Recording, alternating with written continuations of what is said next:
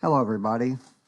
Welcome again to week 4 of the Paint by Number Facebook Live show. It's actually going to be an interesting show today because I ended up finding out a kind of huge piece of information that I wanted to share with everybody. I was out trying to find suppliers, as I always do, for the paintbynumber.com store that I run. And I ended up finding out that one of the major suppliers in the U.S. that generates kits that we all love is actually shutting down their paint by number line. I've put it out there in the groups, but if you haven't read it before, Plaid is actually discontinuing their paint by number line. I was shocked by this.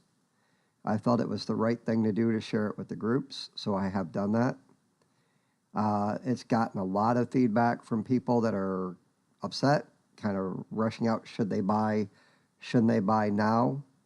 Some of the comments that were made is how long will a Plaid kit last? I've heard extensions from 1 to 4 years. You might get certain paints that kind of thicken out or dry out, but you can use mediums to get those back. But I definitely wanted to put that out there right at the beginning of the show.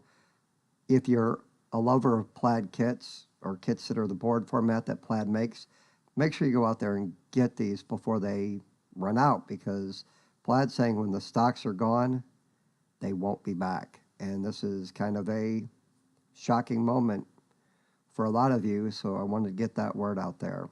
So let me get into the theme of the show. My name is Don Martin. I host this show every Wednesday at 7:30 p.m. with the idea of building a community around Facebook Live and the Paint by Number hobby. I want to get as much information out there, answer as many questions, and start building interaction between people so we can work together to make a better community.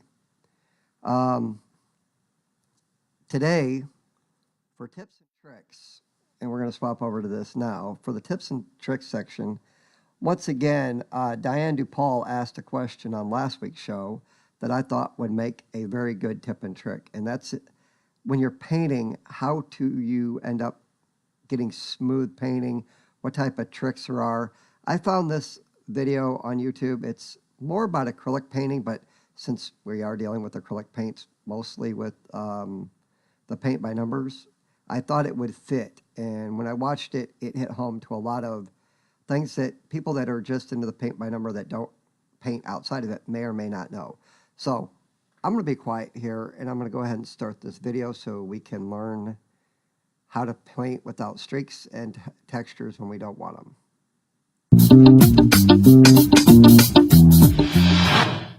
How to paint with acrylics without streaks. Using acrylics is one of the most popular ways to create paintings and other crafty projects. Acrylic paint is a good choice because of the flexibility, durability, and relatively lower cost of the medium. Learning how to use acrylics is easy, though some beginners and even some longtime painters may still encounter challenges. A main problem acrylic often presents is that painting a large area with a large amount of color sometimes causes streaks, which often look like rough lines. Here, we offer some tips on how to paint with acrylics without streaks. The Lucy Drawing Tool is an improved version of the classic Camera Lucida that has been used by artists. 1. Basics of handling acrylic paints. Learning how to use acrylic paints well may be tricky in the beginning, but it will become easier once you get used to the paint's consistency and characteristics. Knowing how to dilute or thicken the paint when appropriate can help you prevent streaks. Since acrylics dry relatively quickly, you have to work fast and make your brush strokes clean. If you don't want your work to have a certain texture, such as brush strokes or streaks, try to correct the painted area immediately. Also, when squeezing from the tube, only push out a small amount at a time, since large amounts can easily dry up when not immediately used. This can also contribute to a thicker paint consistency that tends to easily cause streaks. 2. Try using fluid acrylic. The type of acrylic affects its consistency. Heavy body acrylics tend to be thicker and thus have a higher chance of causing streaks when painting. Fluid acrylics are lighter and do not easily leave any texture behind. Using this kind lessens streaks and makes it easier to do flat washes or paint over large areas. 3. Add a glazing medium or flow aid. Aside from purchasing fluid acrylics, you can also make regular acrylic paints more liquid by mixing them with additives, such as glazing mediums and flow aids. These additives increase the fluidity and absorbency of the paint, thereby allowing you to use them for finer details and easier blending. Again, having a more fluid paint allows you to minimize the appearance of brushstrokes and streaks, and also allows you to paint soft edges and lighter effects. Though you can add water, too much may compromise the quality and appearance of your painting. Thus, using commercial additives may be preferred. 4. Choose your brush well. Typically, a brush with harder bristles tends to leave more distinct brushstrokes and streaks than softer ones. In the same way, brushes with shorter bristles also leave more streaks than those with longer bristles. Choose a brush with softer and longer bristles, and be sure to match the brush size with the area being painted. If you're painting a large surface with a single color, like a background, choose a larger brush to minimize the number of strokes, thereby also keeping the appearance of streaks to a minimum. 5. Use proper technique. In addition to using the right brush, proper technique greatly helps minimize the appearance of undesirable streaks. When painting an area, keep your strokes long and straight for a smoother and less textured look. If you're using thicker paint, avoid going over an area more than twice, because the paint gets streakier once the lower layer dries up and you cover it up with another one. 6. Other great tips and tricks.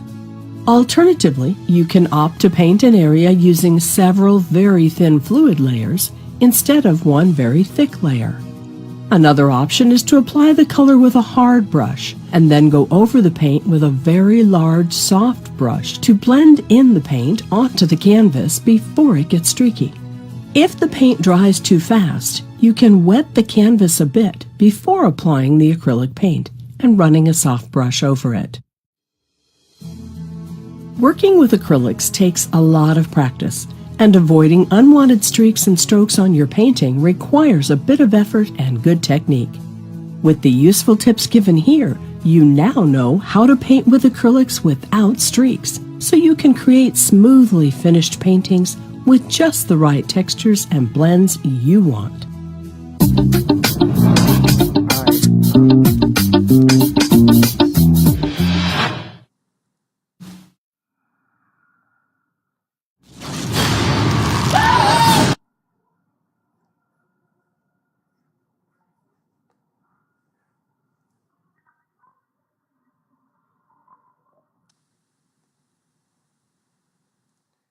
All right, sorry about that. The next section that we go into is the best of the week section. Every week I browse the groups and look for paintings that people have shown and ask permission to advertise them to the group and just kind of reward them for the great work that they do. This week, the first painting, give me 1 second. The first painting is what I call Cabin Across the Lake. This was painted by Belinda Munson. Really like the detail of the painting. Colors are really done well. This is one that I'm sure other people have seen. The kit's very common, but I think she did a very, very good job on it. And I want to say congratulations to Belinda on being selected as one of the best of the week paintings. The second one is a painting by Linda Purvis. I selected this one because of last week's mention was about blending and about blending colors with acrylic painting and paint by numbers. And if you look at the vase, you look at the background, the blending is done extremely well. And I really liked the way that she incorporated the colors and the blending in this painting. I think she did a very good job. So that's that one. The third painting is one that is actually a painter's first paint by number. This is painted by Jennifer Turner. A lot of people commented on how well they thought she did, and the look of the dog in this picture is just really nice. The way she did the eyes, the way everything turned out. Once again, a very, very good job, especially on her first painting. And I hope to see many more because this one turned out really nice. So a little tip or a little pointer here. The reason that I do the best of the week is to try to get people to recommend paintings that they see posted on Facebook groups or other places to me, so we can have like a voting system or like a recommendation system by the community. So as this continues to grow, that's my hope, is that we get to that point. All of the people that were selected today do receive a coupon. So if they want to go ahead and shop on the paint by number, they get a kit for cheaper than they would normally pay. Also, for everybody that's been watching the video, you have up until 24 hours after the end of this show to like, share, and comment on the video for a chance to win a 20% coupon to the store. Once again, it's not about trying to get more shoppers or anything like that. It's all about trying to build the community and to share these tips with people. The next section is questions and answers. And we actually have a question from last week's video. And it came in from Julianne Still. And the question is, when should you blend? And that's a very good question.